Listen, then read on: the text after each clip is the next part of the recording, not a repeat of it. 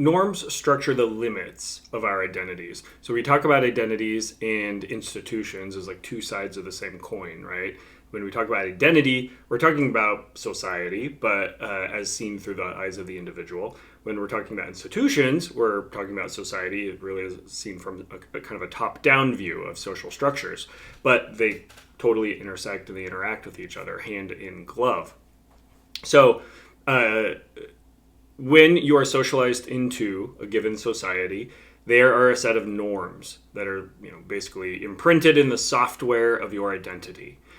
Things that you generally don't question, don't think about, and you just do. They make your life smoother. They allow you to fit into that society. And quite frankly, you can't live without norms. Right? Norms are kind of a bedrock of social order. And even though you may not like some of the norms in your society, and you're certainly welcome to challenge some norms, you don't challenge all the norms. Right? You don't try to live in a state of total normlessness. Right? There are some humans that have no norms. Those are very small children, right? They're still learning. They're still being socialized into their given society. So they'll run through the, aisles of church tearing their clothes off, right? And we don't look at them and go, wow, they're true, authentic selves and something to be aspired to, right? We think, oh, that child has not yet been taught how to behave in this social setting. So norms are not inherently a bad thing. For people who might bristle against authority or certain kinds of authority, when I say, hey, norms are, the bedrock of social order, right? That might not sound very appealing, but the term norm is more of a neutral descriptive label, right? Every society has norms. You may not like the norms in your society, but you're not trying to get rid of all norms. You're just trying to change the norms, right? Or a few of them that you don't like as much. And that, that's fine. So there's different ways you can do that, right? So if you challenge the norms of your society, you end up getting labeled a deviant. Usually there's some kind of stigma associated with that. But even calling you a deviant doesn't mean that that's not inherently a value label, saying that you've done something wrong. People who don't like what you're doing will stigmatize you and tell you you're doing something wrong, you're crazy or criminal or something like that. But lots of deviance, behavior that deviates from the norm, can have virtuous motivations behind it, right? Maybe you're participating in some subculture that you really just have a lot of fun with. Maybe it's your tribe, your social people, as you go to these expos and you're super, super into board games or something, or dressing up in animal costumes. I don't know. You have some subculture. It's deviant from the mainstream norm, but you're doing it for social connection. And that's not necessarily a bad motivation, right? Now, sure, deviance can also be applied to criminal activity, which is defined as breaking the laws of a society. But keep in mind, the laws are always changing, and different societies have different laws. So even the label of criminal is, culturally relative to the society that you live in. Or it could be something like civil disobedience. Think of marches where people intentionally cross some kind of boundary and get arrested, but they're doing it as an act of civil disobedience. Or Rosa Parks, on the bus, Martin Luther King Jr. There are many celebrated cultural heroes that at one point were participating in breaking norms in society intentionally, but with positive intent or motives. So when we talk about norms, one, just recognize that is a neutral term. Two, you can't get rid of norms. You can only change some of them at a time. And three, they can be motivated by different reasons, good or bad, right, based on the society you're in. So sometimes different identities you have emerge as reactions to different norms or normative patterns. And often, if you are building a norm or an identity, in reaction to a norm in your society, don't think that is coming out of nowhere, right? If somebody is, think of the Pride movement, that identity, which has been very successful, was not coming out of just a complete vacuum, right? It was coming out of some very homophobic, sodomy laws, strict, cultural rules at the time. And in reaction to that, this kind of new identity was formed as sort of a negative, and by negative, I just mean the reversal, black and white, negatives of film, right? So, or maybe another example would be take the Satanist church. It's not like that was a religion founded just completely innovatively from no previous social norms. No, it's like a mirror image, like a negative film reversal of your more traditional kind of Judeo-Christian background, right? If you're in a Satanist church, there already needs to be conceptions of who Satan is, right? And so oftentimes, many of the identities that are formed, even from reactions to norms, are still in a kind of relationship to the broader norms of that society, right? They're not just totally out of left field. Now, you go to a totally different culture, and you see some group reacting to a norm and creating a new group identity out of it, and it might be quite baffling to you because you didn't understand the original one they're reacting to, nor why it's such a big deal that they're reacting. But in your own given society, you may or may not like this new group that's reacting against the norm. You may decide to label them deviant, but it's usually still part and parcel to the broader range of norms in the society. So that's sort of what I mean when I say norms structure the limits of our identities. It's very difficult to think of identities that have no connection to your society whatsoever. Even if you want to resist something or try something new or different, it's usually just an evolution or a reaction to something that exists in your society. Okay? Think of the colleges you applied to. There's like 4,000 colleges in the United States. You probably only applied to a small handful, right? Because there's norms about the kind of person you are and the kind of institution you would go to that limit the pool. You still think you have all this free choice, but you only applied to a handful of them. And there's probably some similarities between the ones you applied to, because in your subcultural experience, in your family, in your class background, and the high school you went to, whatever, in your peer group, there were some norms, and you followed those norms. Even though you have a range of choice, it's limited by the norms that you've been socialized into. Or even take one step back from that question, why'd you apply to college at all? Right? It's not like every society has such a thing as higher ed or college, but again, norms led you to that. So where do these norms originate from? Primarily the dominant institutions in your society. So those institutions that have achieved the highest layers of legitimation, they're the pillar institutions of your society. They are the privileged institutions that get to set most of the norms. Maybe that's explicitly, like through a legal system, or implicitly through like cultural pressures, or putting out kind of desired images. Oh, you want to be like this because you saw it in a movie, right? Or a TV show or a TikTok influencer or what have you. So powerful institutions, could be media, could be politics, could be criminal justice system, military, what have you. They create the norms. And these dominant social institutions, they get to name things in a society. And we've talked about the power of language, right? If you name something, if you have language for something, it facilitates more abstract thought about that thing. You might understand more complex emotions around it. You may start to desire participation or have more negative reaction to it, largely based on facilitation of language. So these powerful institutions get to name things. And when the world of named things, of known things, is what is called the nomos, N-O-M-O-S, nomos. And the root there is the same for like named. Things that are named in the world are the known things to you. And again, this implies the power of language. But naming things provides a sense of comfort for us, an understanding for us.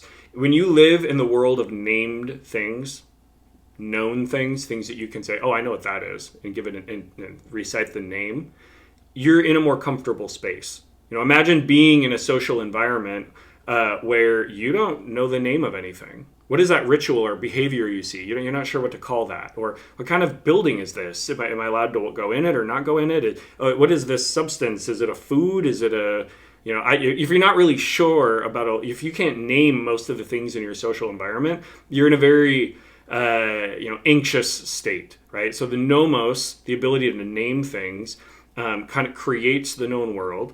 But also creates some borders, some boundaries to our identities, because our identities will, by and large, live within the nomos, the named things in our society. So, take even something that we may not have a solution for or fully understand. It's less scary to us if it has a name, right? So, this happened to me once. I thought I had food poisoning. But then after a few days, It kind of got better, but then every night I continued to get these like night fevers for like weeks on end. And until I thought like something is seriously wrong with me. This is clearly not just food poisoning. Went to the doctor, I had swollen lymph nodes. They did a biopsy, and the doctor was quite certain I had lymphoma, some kind of like blood cancer, and I'm terrified. Tests come back. It took like 2 or 3 weeks. He got a second and third opinion because he was shocked that it wasn't. He's like, no, you don't have that. Thankfully. I was very, very nervous. But I'm like, well, what do I have? He's like, well, we don't know. Which is maybe some virus. But, we don't know every virus out there. And that was such an unnerving feeling, right? If there had just been a name for what I had. And eventually the symptoms went away and I did get better. But it was a really uncomfortable not knowing, right? They could have said, you have whatever, make up a name, Susie Smith disease. Okay. And what happens if I have Susie Smith disease? Well, everything happening to you is what happens. Oh, okay. What do you do to cure it? Oh, well, we don't have any, rest, vitamins, get some sleep. Like, there may not actually be a solution, but just giving it a name makes it feel more comfortable. It makes it feel like a known entity rather than an unknown entity. And we tend to be afraid of that which we don't understand. So the nomos provides a sense of comfort, the world of known things, of named things, even if we're powerless in changing that thing. Just the fact that it's named makes it familiar and makes us more comfortable around that kind of situation, right? Think of like the idea of extraterrestrial beings, aliens, right? We don't really know. It's scientifically possible, right? There's lots of stars and galaxies, and are we really the only planet that has developed intelligence? But because we have no idea, or at least the general public, that makes it a bit more scary than if we knew, right? And we had names for these groups. Maybe we had studied these aliens or this or that. Maybe they're just microbes, or maybe they're more advanced. But say there's ever an encounter, that will be very scary, because we will not know. But generations later, supposing we didn't get colonized and destroyed or something, it may not be as scary. Even if it leads to a social world that's not as pleasant, we've talked about that, that you can have a lower place on a status hierarchy, but at least as part of your known world. Now, when institutions are creating the norms in a society, they can be stronger or softer. If the institutions are pushing norms with too heavy a hand, right, really coercing individuals into narrow ways of living and being, this can lead to, and we've mentioned this before, what's called alienation. But the opposite is also true. So think of this as a sliding scale, and the institutions on one side are really strong. And if they're too strong, you can feel a sense of alienation, right? Like you don't really have a choice but to want and to be this kind of certain way. The other extreme is really weak institutions, leading to a sense of normlessness, or what we call anomia. So alienation, anomia. Alienation is from too strong of institutions, coercing us into too narrow a range of ways of living in society. Anomia is not enough norms at all, not enough social structure.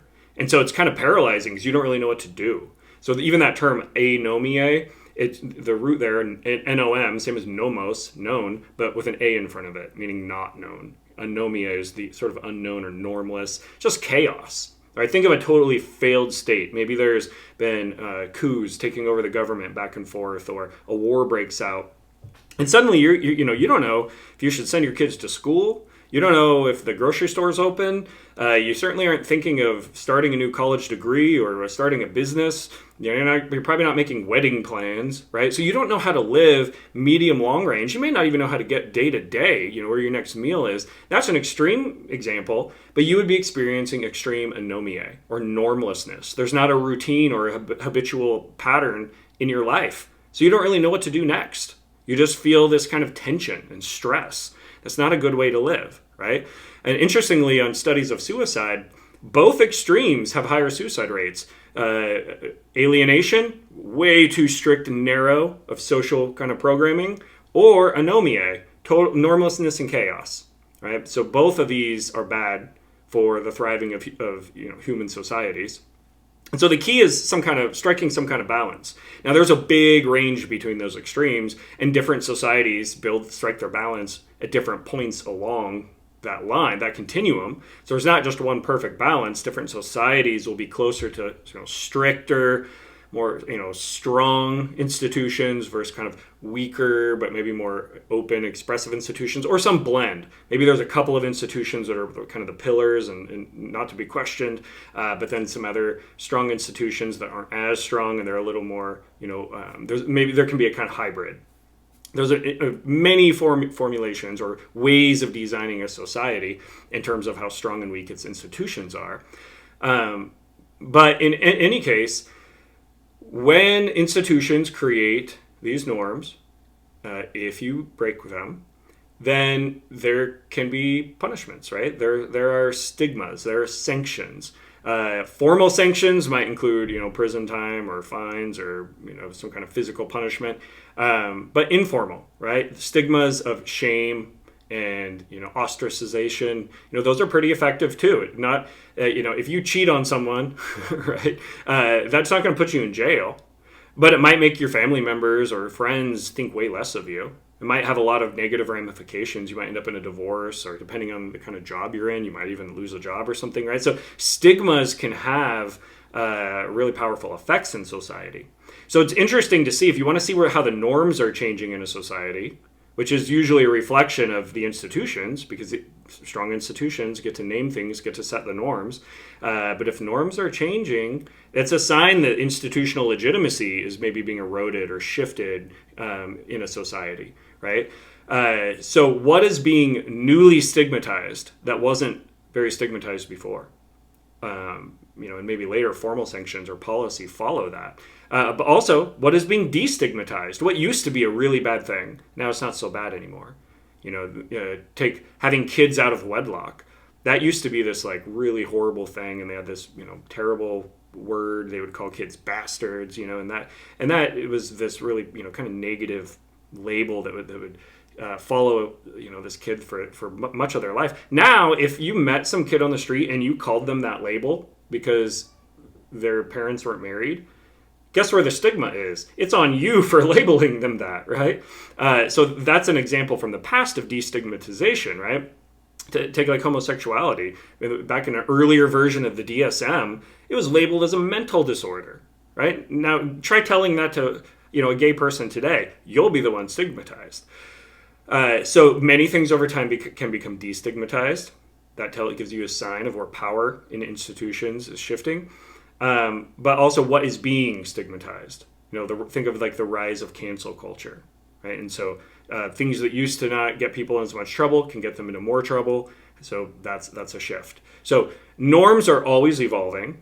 It may feel like in your individual circumstance they're evolving too slow or too fast. That's largely subjective based on the things that matter most to you and the progress being made. But for every person who doesn't think it's moving fast enough in the right direction, there's someone else who thinks it's moving too fast and should go the other way.